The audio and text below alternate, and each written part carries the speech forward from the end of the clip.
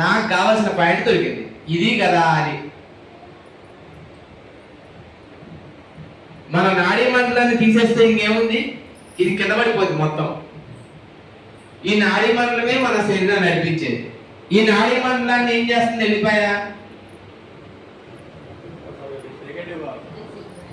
శరీరంతో సింక్రనైజ్ ఉండలేదు. ఎందుకు ఉండలేదు అని అంటే ఈ నాడీ మండలంలోని కణాలనే ఒకదాని ఒకటితో సింక్ అయి ఉండలేదు.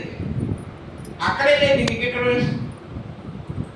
అంటే నేను అనుకోవటం ఏంటంటే బహుశా మన గతాన్ని ఆల్రెడీ నాడిమన్లో ఉన్నదాన్ని మళ్ళీ తొవ్వి తీర్తంటదేమో బహుశా.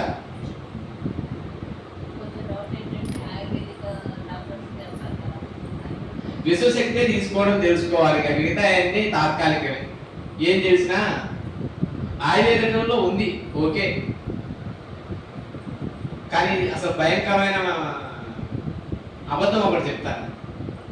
షుగర్ 30 సంవత్సరాల క్రితం ఈ భూమి మీద ఎక్కడా లేదు, నాకు తెలిసి ఇండియాలో లేనే లేదు. ఈ 30 సంవత్సరాల నుంచి భయంకరంగా షుగర్ బీపీ పెరిగింది.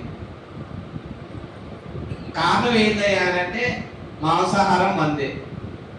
30 సంవత్సరాల క్రితం ఏ షాపులో మాంసం ఉంది, ఏ హోటల్లో మాంసం పెట్టారు, మహా అయితే బుధవారం రోజు ఒక ఎగ్గు పెట్టారు, ఆదివారం రోజు కొద్దిగా.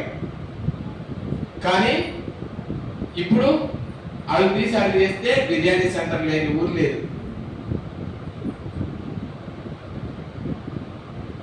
దానితో ఇప్పుడు చెప్పే అసలు అబద్ధం ఏంటంటే వైట్ రైస్ తినడం వల్ల షుగర్ వస్తుందంట.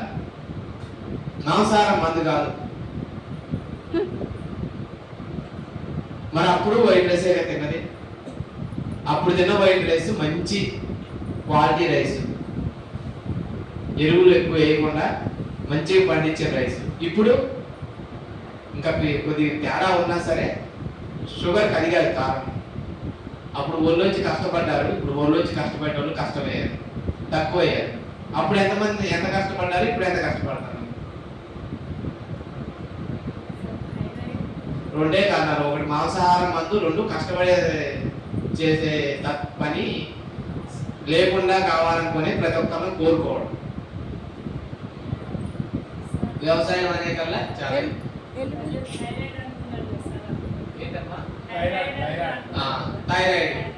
థైరాయిడ్ స్ట్రెస్ వల్ల వస్తుంది. కొంతమంది సాల్ట్ అనేది అంటున్నారు. ఇవన్నీ